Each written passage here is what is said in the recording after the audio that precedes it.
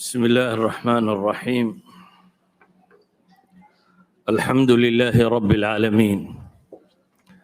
والعاقبة للمتقين ولا عدوان إلا على الظالمين، وأشهد أن لا إله إلا الله وحده لا شريك له، وأشهد أن محمدًا عبده ورسوله وصفيه وخليله. اللهم صل على محمد وعلى آله وصحبه وسلم تسليما كثيرا، وبعد، فالسلام الله عليكم ورحمته وبركاته. waxaynu wax ka tilmaami doonaa asbaabta keenta al-amn wal-istiqraar, nabadgelyada iyo xasiloonida. nabadgelyada iyo xasiloonidu waxay ka mid yihiin nolosha waxyaabaha ugu qiimaha badan leh. walidaalika baa ilaahay subxaanahu wa tacaala qur-aanka wuxuu ku tilmaamayaa in dhowr iyo 10 meelood ka badan dadka ama saalixiinta ama awliyadiisa ama aakhira u abaal marinayo laa khawfun calayhim walaa hum yaxzanuun baa ilahay ku sifaynaya badan. laa khawfun calayhim walaa hum yaxzanuun, kuwa cabsanaya ma aha oo cabsiyo korkooda ma ahaanin, mana tiiraanyoonayaan. cabsida iyo tiiraanyadu nolosha cidhiidhi bay geliyaan, waana dhib bini aadamka ku dhaca,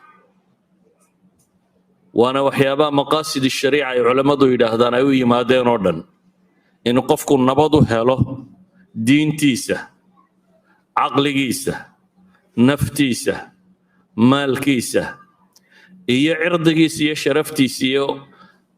maqaasid shariica alkhamsa aw sita ay culammadu tilmaamaan oo ah danta diintaba loo soo rogay. 5 shay ama 6 shay inay diintu ilaaliso. sida awgeed waxaynu ku tilmaamaynaa inay tahay waxyaabaha noloshu aanay marnaba ka maarmin. adduunkan aynu joogno xadaaradiisa iyo horumarkiisa ay sheegaanna waxay dhahdaan sullam alxadaara, salaanka loo fuulo bay dhahdaan xadaarida iyo horumarku waa al-amn wal-istiqraar siyaasi bay iyagu ku tilmaamaan.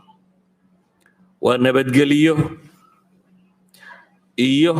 deganaanshiyo siyaasadeed bay dhahdaan. dib u dhaca iyo takhallufka iyo jabkuna wuxuu ka yimaadaa bay dhahdaan al-idiraabaat wal-khawf, dadka oo cabsi ku beeranto ama nidaamkooda siyaasigoo degi waaya iyo wixii la halmaalaa waxay bini aadamka ku keenaan dib u socodnimo. haddaba ilaahay subxaanahu wa tacaala qur-aanka wuxuu ku tilmaamayaa yaa bani aadama imaa yaأtiyannakum rusulu minkum yaqusuuna calaykum aayaati faman itaqaa waaslaxa falaa khawfun calayhim walaa hum yaxzanuun. reer bani aadamow baa ilaahay leeyay subxaanahu wa tacaala, haddii xaggayga idinka yimaadaan rusushaasoo yaqusuuna calaykum aayaati,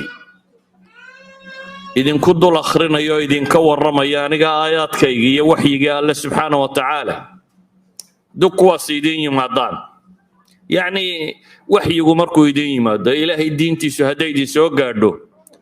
labadan shay ciddii samaysa baa la yidhi faman ittaqaa wa aslax, ciddii alla ka cabsi laga helo oo wa aslax wax hagaajisa falaa khawfun calayhim walaa hum yaxzanuun baa ilaahay leeyay. falaa khawfun calayhim, cabsiyo korkooda ma ahaanin oo ka cabsan maayaan mustaqbalka iyo waxa soo socda, walaa hum yaxzanuun, tiiraanyoonna maayaan oo wixii tegayna ka tiiraanyoon maayaan. waxay dhahdaan bini aadamku nabadgelyada uu u baahan yahay waa 2 qaybood bay dhahdaan. midi waxaa lagu tilmaamaa inuu yahay nabadgelyo daakhiliya, gudaa ah. midna waxaa la yidhahdaa nabadgelyo khaarijiya, dabadda ah. mid waa nabadgelyo gudaha ah oo waxa lagu tilmaamay inuu qofka bini aadamka ahi caqiida ahaan xasiloon yahay, cabsi aanu qabin, naf ahaan aanu warwariyo walbahaarhayn, deganaanshiya uu qabo. taasi waa min annafs, gudahay ka timaadaa. midina waa tu dabadeed oo waxa weeyaan cid aad ka cabsanayso oo kugu soo duulaysa ama dhib ku haysato dabaed kaaga imanaysa inaanay jirin. labadaa midnaba inaanay jirin. labada tan haddaba asbaab bay ku xidhan yihiin. ta daakhiliga ah ama guduhu waxa uu nabigu tilmaamaya calayhi salaatu wasalaam labadaba isagoo ka warramaya. man asbaxa minkum aaminan fii sirbi mucaafan fii jasadi cindahu quutu yawmi fakaannamaa xiizat lahu dunya bixadaafiiriha. ninka waa barista aaminan fii sirbi isagoo ku nabad qaba tolkii iyo ehelkii iyo dadkiisii, waddankiisii, ummaddiisii dhex joogoo nabad qaba, aan cidna ka cabsanaynin, caafimaad dabadeed qaba, jidhkiisu caafimaad qabo, amni sixiya yacni haysta, cindahu quutu yawmi, amni ghadaa'iya haysta, nolosha aan warwar kaga jirine wuxuu liqo helaya. kaa dunidu way ku soo ururtay buu nebigu yidhi calayhi salaatu wasalaam. ninkani nabad buu dareemayaa, cid ka cabsan maayo, aan alla ahayn subxaana wa tacaala, naftiisu waa xasiloon tahay, isla markaana waa caafimaad qabaa, waxuu cunana wuu helayaa. kaa adduunyada ku soo ururtay buu nebigu tilmaamaya calayhi salaatu wasalaam. haddaba culammadu waxay yidhaahdaan ta gudaha ah si gaaraynu u tilmaamay, ta dabaddaana si gaaraynu u tilmaamnay. ta dabadda ahi waxay yidhahdaan waa bini aadamka macdalaadka ugu waaweyne taariikhda bini aadamka soo marayba. almacdala alijtimaaciya, macdala alijtimaaci siyaasi bay yidhahdaan. dhibta deganaanshiyaha siyaasadeed ee nolosha bini aadamku fii kulli zamaanin wa makaan, taariikhda bini aadamka oo dhan marka la daraaseeyey bay yidhahdaan meelaha ugu adag ee bini aadamku gagadoonka tirada badan uu kaga dhacay waa xagga siyaasadda. waayo laba daraf oo labaduba dhib yihiin baa jira, iyo meel dhexe oo nabaddu ku sugan tahay. meesha nabaddu ku sugan tahay waa inay ummaddu cadaalad hesho. ummad kastoo cadaalad heshaa xasiloonay heshaa. ummad kastoo cadaalad heshaa xasilooni bay heshaa. cadaaladda maxaa ka soo horjeeda laba dacal oo labaduba khatar yihiin. waa labada dunida muslimku inta badan ay u kala guuraan, ama kaasay degaan ama kaasay degaan. labadanunbay degaan iyagu. labada dacal midi waxay yidhaahdaan ima alfawda aw itugyaan bay yidhaahdaan. dictatorship iyo cid dadka arsaaqdooda xisaabisa oo nafta isugu keenta inay gacanta ku dhigto oo dadka cidhiidhida oo nabadda ka qaada, ama xagga kale inay u dhacdo oo inta la tuuro fawdo laga dhigo. marna mid quraa dadka nafta isugu keenaya, marna cid waliba cidda kale nafta isugu keenaysa. waa fawda, waa anarchy, waa deganaanshiye la'aan, waa xasilooni la'aan, waa kala dambayn la'aan. waa labada aad moodda caalamulislaami inuu inta badan u kala guuro, oo inuu dhankaa joogo oo dulmi iyo hagardaamo iyo dil iyo xabsi iyo dhac iyo neef ku dhaguud ku jiro, iyo inuu markuu bresharku ka tiro bato, shayga haddii la cadaadiya marka dambe maxaa ku dhacaa? u qarxaa. in bresharku intuu ka bato culaysku, dabeetana bulshadu ay qaraxdo oo dhanka kale ay u kacdo, oo ah fawda inay noqoto, ninna nin xukumin, cid waliba wixii ay soo gaadho boobto oo disho oo dhacdo, iyana waa darafka kale. labadaa dacal waxa u dhaxeeya in istiqraar iyo amni la helo, istiqraar siyaasi ah iyo amni in la helo, nabadgelyo in la helo, xasilooni in la helo deganaanshiyo siyaasadeed in la helo cadaalad in la helaa baanay kuwaasi ku salaysan yihiin labadan daraf midna cadaaladi ma taallo dictatorshipkuna cadaalad ma hayo fawdaduna cadaaladi kama jirto labadaa dhexdooda waxa yaalla keliya ee noloshu ka suurtagaltay waa tan si awgeed baa ilaahay subxaana wa tacaala wuxuu qur-aanka leeyahy faman ittaqaa cidda dhowrsata ee ilaahay ka cabsata kaasi wuxuu helayaa kow alamni daakhili caalamulislaami marka laga yimaadana dadka kale qaybo ka midi waxaa laga yaabaa alamni alkhaariji aw alamni alijtimaaci inay waxun ka hayaan ka degan yihiin ka xasilooyin laakiin iyana waxay leeyihiin alamni daakhili caalamka xaggiisa kalena waxaan ka jirin nabadgelyada nafeed oo ah qofku waxa uu rumaysan yahay dunidaynu maanta joogno iyo isugu dil badan inta dheragtay dunida la leeyahay waa horumartay ayaa ugu dil badan إحصائيات سيداتناتكي معها هضة وهي تلماما يورو أفرتي قف كاستيك قلبيت كدقن إنو ميدي داود دقناشية كو صعدة داد مين دادكو إنو كبدان يهي أنا وكبدان يهي محل نكس القلق والاضطرابات ورور والبهار حسلون درو يعني مسكحدو إناني دقنين نفتي سو إناني حسلونين عبسي إنو قبوه وهو maxay wuxuu laayahay iimaan buu laayahay iimaanka xaqiiqada buu laayahay qofka xaqiiqatul iimaan si dhaba u hela ee nolosha fahma ee xagga u socoto garta ee aakhira garta ee rabbi garta ee garta ilaah maamula dunida tan inuu jiro kaasi amni nafsiga uu helaa warwarkiyo walbahaarku uu ka hadhaa xasilooni uu helaa laakiin haddii cadaaladii kale la waayo isna amnigii khaarijiga buu laayahay isna kii dabadeed ayuu la'yay sida awgeed ilaahay wuxuu leeyahay faman ittaqaa ninka dhowrsada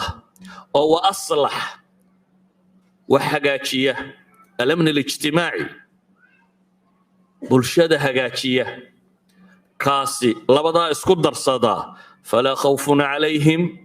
walaa hum yaxzanuun baa ilaahay yidhi falaa khawfun calayhim cabsii korkooda ma ahaanin walaa hum yaxzanuun murugoonna maayaan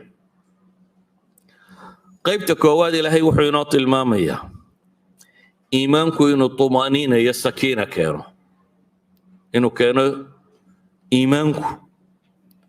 waa qof gartay wuxuu u nooliyey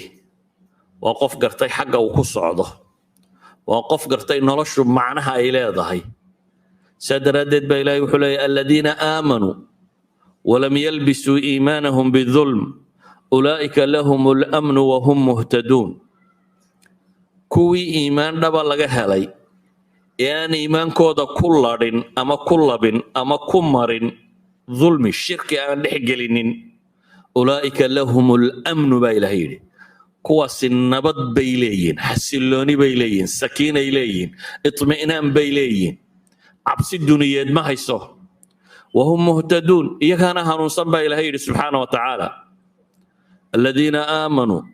وتطمئن قلوبهم بذكر الله ألا بذكر الله تطمئن القلوب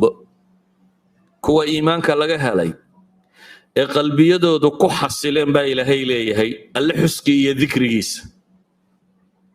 اللي حسكي يا ذكريس أي كو حسلين ألا بذكر الله تطمئن القلوب با إلهي ليهي إلهي حسكيسة أيو كو دقا قلبك قفك بنادمك ولذلك dunidaynu maanta ku noolahay dadka iimaankan aan ka waramayna ee dhabta shareecadu ay la soo degtay waaya intooda ugu badani qalaq bay ku nool yihiin warwar iyo walbahaar dabeetana waxay ka door bidaan inay nolosha waajahaan oo ka fakaraan oo ay ta'ammul laxdatu ta'ammul aw tafakkur waxay ka door bidaan cagsigeeda oo ah inuu maankiisa waalo si aanu u fakerin khamra cab wiigii laba habeen waa low shan maalmoodna sida dameerka u shaqee markaad shaqada ka soo baxda labadaa cashana waalida ku jir oo isilowsii nolosha xashiishad cab darooga cab qudhun cab haddii kale boodboodo maantao dhan wax cayaaro orod wuxuu diidan yahay qofka kani intuu xasilo inuu nolosha dareemo oo fakero waayo taasaa dhib ku ah gurigan joogistiisaa dhib ku ah deganaanshiyaanu haysanin saa daraaddeed waa inuu isku dayaa jidhkan ama inuu daaliyo suu sariirta ugu duldhaco u sakhraamo ama caqligan inuu wareeriyo si aanu wax u garanin labada miduun waa inuu sameeyaa riyaado tiro badan iyo sport tiro badan iyo waxaan tiro badan oo maantoo dhan orod dadkani maxay maantoo dhan loo ordayaan ma jidhkoo qura loo ordayaa maya waxaa la rabaa hadhow inaan la fekerin in la dhico inuu qofku seexda uun wuxuu leeyahay itmiinaankii qalbiga ahaa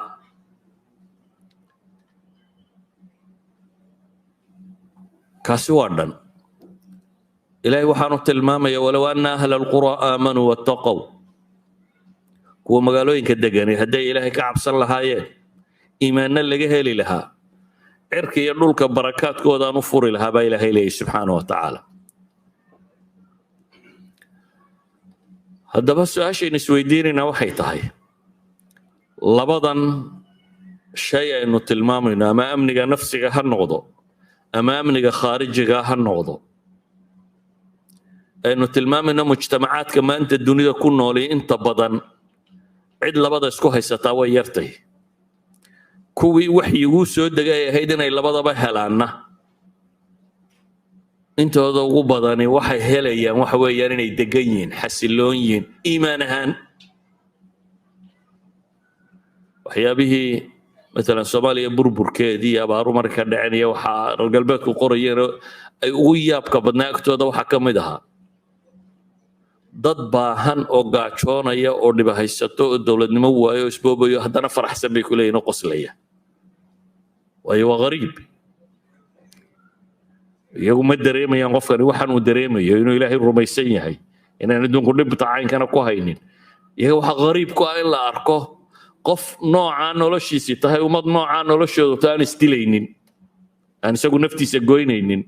iska faraxsan nooloo si caadiya u jira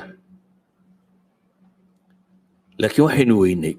tii ahayd inaynu cadaalad ku dhaqanno dabeetana caalam alislaami labada dhinacunbuu socdaa ama qaybna duqaad baa haysata iyo kuwa dhaalimiina oo dadka nafta isugu keenay qaybtii kuwaa ka baxdayna fawday galeen energy dil iyo buuq iyo isdabaroor bay galeen iyan labada kooxoodba waa la-ayeen amnigii khaarijiga ahaa qolada tanina nawcun maa wax cadaalad ka mida way isku dayeen in la helo alcadaala alijtimaaciya dadku furaska intiisa badan nawcun maa u sinaado cadaalatu tawsiic in waxuun ka jiraan waxa hantida waddanka si uun haba la kala badsada in dadka wax ka wada gaadhaan waxyaabahaasi waxay keenayaan dadku inuu deganaado kursiga in si nabada loo kala qaato aan xoog iyo budh lagu kala qaadan ama boob iyo dhac lagu kala qaadanin ama musuq maasuq iyo annaga boqolkiiba 99 keena aan lagu kala helin taasi waxay keentay nooc min alistiqraar laakiin iyana waxay waayeen markay la dagaalameen diimihii oo dhan markay ilxaadku ku batay markay diin la-aantu badatay iyana waxay waayeen alamni nafsi khawaar ruuxiya dadka ku dhacay ruuxaan bay u madheen saa daraaddeed baa waxaa ku batay isdilka iyo darooga cabka iyo wixii la mid ah haddaba soo dhowr su-aalood un baynu isku dayn inuu ka jawaabno oo ah waxaan in la helo maxaa muqawamaat u ah kow waxaan leenahay waxa u ah waxyiga ilaahay subxaana wa tacaala ilahay isagaa ina yidhi bini aadam anaa idina abuuray waxa idiin fiicanna anaa garanaya cid waliba waxay samaysay iyadaa taqaana saa maaha dunidan aynu joogno nin waliba productka uu soo saaro ma cid kale ka badisa mise isaga waa kambaniga sameeya khabiiru ah oo la yidhaahdaa kambani hebel baa waxaan soo saaray isaga ha la weydiiyo cid waliba productkeeda iyada khabiiru ah ilaahay wuxuu leeyahay anaa idin abuuray alaa lahu alkhalqu walamr anaa idin abuuray waxa u baahantiin iyo qaabka u noolaanaysaan ana idin siinaya katalooga nololeed iyo qaabka u noolaanaysaan ana idin siinaya sida awgeed waxaan leenahay kow nolosha nabadeedu waxay ku xidhan tahay inay dadku caqiido saxiixa helaan waxaa laga yaabaa dadka siyaasiyiinta inay dhahaan dadkii baa gaajo u baktinaya wadaadaduna ilaahay laga baqo ma ka warramaya ilaahay haddaanu ka baqin si kale u maranayaa sida awgeed kow inuu qofku naftiisu deganaanshiyo hesho oo uu xasilo oo uu caqligiisa iyo maankiisu caafimaad qabaa waanu cidna boobina aakhiro ka cabsado iyo xisaabina ka dambaysa waxay ku xidhan tahay caqiidadiisa in la toosiyo islaaxu lcaqiida waxay ku xidhan tahay ikhlaasu lcibaadati lilahi subxaanahu wa tacaala ilaahay in loo gaar yeelo cibaadada qofku hadduu dariiqaa raaca akhriya adduunba u badbaadaya ilaahay baana qur-aanka wuxuu ku ballan qaaday wacada allahu aladiina aamanuu minkum wacamiluu الصaalixaat labadaas shay ilaahay wuxuu u yaboohay baa rabbi leeyahy kuwii iimaanna laga helay camal suubanna sameeyey labadaas shay dadka laga helo muctaqadkiisuna sax yahay dhaqankiisuna quman yahay labadaa haddii lagaa hela baa ilaahay leeyahy layastakhlifannahum fi lard dunidan waan dhaxal siinayaa baa ilaahay leeyahy sidii umamkii hore baan u dhaxal siiyey walayumakkinanna lahum diinahum aladi irtadaa lahum diintu ilaahay raalli uga yahayna wuu makansiinaya gacantuu u gelinaya walayubadilannahum min bacdi khawfihim amna baa ilaahay yidhi cabsidooda dabadeedna nabad baan siinayaa baa ilaahay leeyahy amni mid nafeed iyo mid adduunyeedba way helayaan shardigu muxuu ku xidhan yahay yacbuduunanii laa yushrikuuna bi shaya waman kafara bacda dalika faulaa'ika hum lfaasiquun shardigu waa yacbuduunanii laa yushrikuuna bi shaya xaalay ku sugan yihiin oo ah inay aniga ay caabudaan cidna aanay ugu shirig yeelin marka waxaan leenahay kow asbaab alamni inaynu politically degno inaynu mujtamac ahaan degno xasilooni inaynu helno naf ahaan degno wax waliba inoo hagaagaan waxay ku xidhanto kow ah in iimaankeenna aynu dhisno caqiidadeennu inay toosto laba waxay ku xidhan tahay baynu leenahay qadiyadda ay culammadu ku tilmaamaan alamru bilmacruufi wanahyu can ilmunkar dad samahana isfara inaynu noqonno xumahana iska reeba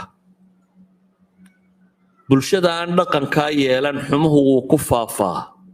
oo way duntaa markiiba yacni laxda haddaad wanaagsanaato laakiin aan wanaagga cidi ilaalinaynin bulshadu way dumaysaa sida awgeed ayaa waxaa laga rabaa ummadda muslimka ah calaamadda lagu yaqaane saxda ahiba waxay tahay kuntum khayra ummatin ukhrijat linnaasi waxaad tihiin dadkii ugu khayr badnaaye ummadda loo soo diraa ilaahay saxaabadii nebi maxamed ku leeyahy oo waayo sababtu waa maxay ta'muruuna bilmacruufi watanhawna can ilmunkari watu'minuuna billah baa ilaahay yidhi saxaabadii nebi maxamed waxa la leeyahy dadka u khayr badantihin maxaa ugu khayr badantihin waxaad tihiin ummad wanaaggana ka shaqaysa xumahana reebta allana rumaysan baa rabbi yidhi subxaana wa tacaala waxaa khayrnimadan laydiin sheegaya ummadda nebi maxamed dadka ka khayr badan tahay dee adoo daalimo dadka kama khayr badnaanaysid ee dadka waxaad ka khayr badan tahay markaad yeelato sifadii ilaahay uu ku tilmaamay ummaddii nebi maxamed calayhi salaatu wasalaam loo soo diray laakiin hadday bulshadu boobka iyo dhaca isku taageerto inay isboobto inay isdhacdo inay isdulmido inay cadaaladda ka tagto haddaad isku taageerto waa bulsho nabadgelyo heli maysiduun maantaad dhici adna barraa lagaa dhici maantaad suldaari adna saa dambaa lagu suldaari sida uma socon nabadgelya dhici mayso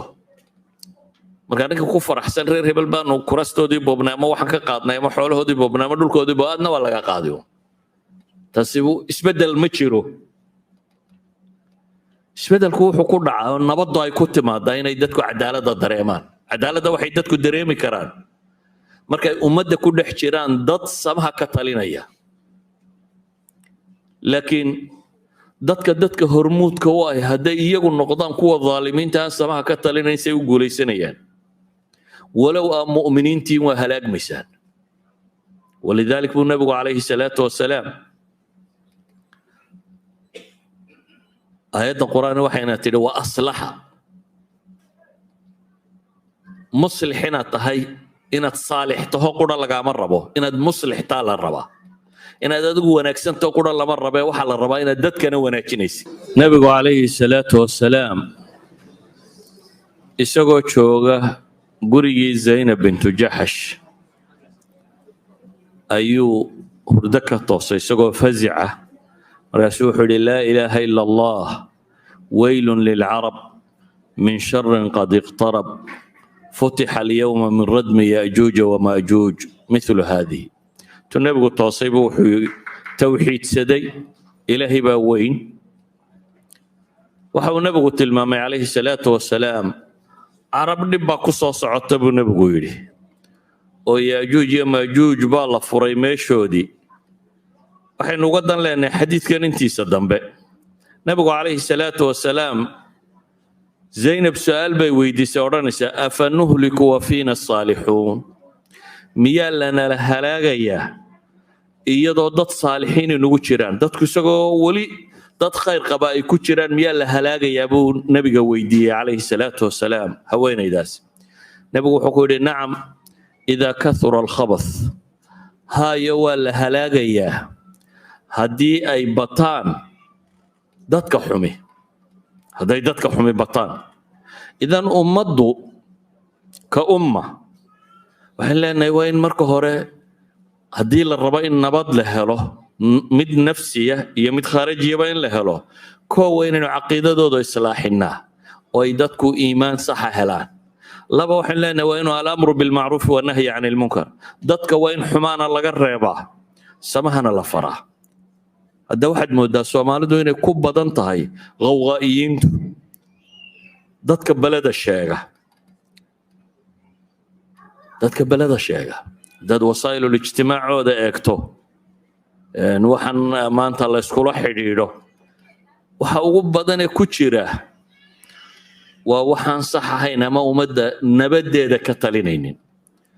walidaalika buu nabigu calayhi salaatu wasalaam wuxuu tilmaamayaa ummaddu taladeedu hadday ku xidhanto inta ruwaybidada ah nabigu calayhi salaatu wasalaam wuxuu leeyahay ummadda wakhtaa ku iman doona sanawaad khadaacaad ayaa ku iman doona buu nabigu ku tilmaamaya calayhi salaatu wasalaam yacni qaliilat alcataaba way ku fasiraan culammadu sannado waxtarkoodu yaryay oo maxaa sababtu tahay wuxuu nabigu ku tilmaamay in kaadibkana la rumaysan doono saadiqana la beenin doono khaa'inka qofka khaa'inka amaanada loo dhiiban doono amiinkana la takhwiinin doono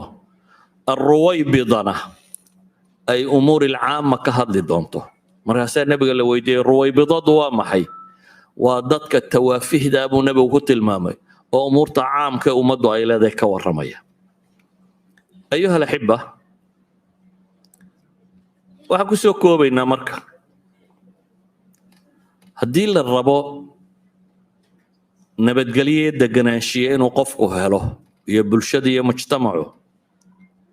waa in caqiidadooda la saxaa waa koow وإن الأمر بالمعروف والنهي عن المنكر ضد سمها وإن كتليان حماهنا الربا واللبا وإن لهلا إلهي وحن معك سي إن تكون مهد نغدد الشكر على النعمة وإن لهلا أسبابتك أنت الاستقرار السياسي وعدالة حرية شورى طاعة وحل مدى وإن لهلا الإعلام الراشد ميديا خير كدتك ويرية حمانك الربية وحاسي هدا يسبير صدان labadii nabadgelyo aynu sheegaynaba waa la heli karaa inta aan labadaa lahaynna waxaas aan lahaynna labada midun baa la waayi doonaa dadka badhna waxay ku dadaaleen amniga khaarijiga inay helaan sida dhulalkan aynu joogno laakiin kii daakhiliga habay la'yiin dadka badhna waxay ku dadaaleen amniga daakhiliga inay helaan oo aan iimaankooda iyo xasiloonadooda iyo warwarla'aantooda laakiin waxay waayeen kii khaarijiga ahaa sharciguna wuxuu inoo tilmaamayaa labada haddaynu isku qaadanno inaynu labada nabadgelyaba helayno sala allahu calaa muxamadin wacala alihi wasaxbihi wasalam walxamdu lilaahi rabbi alcaalamiin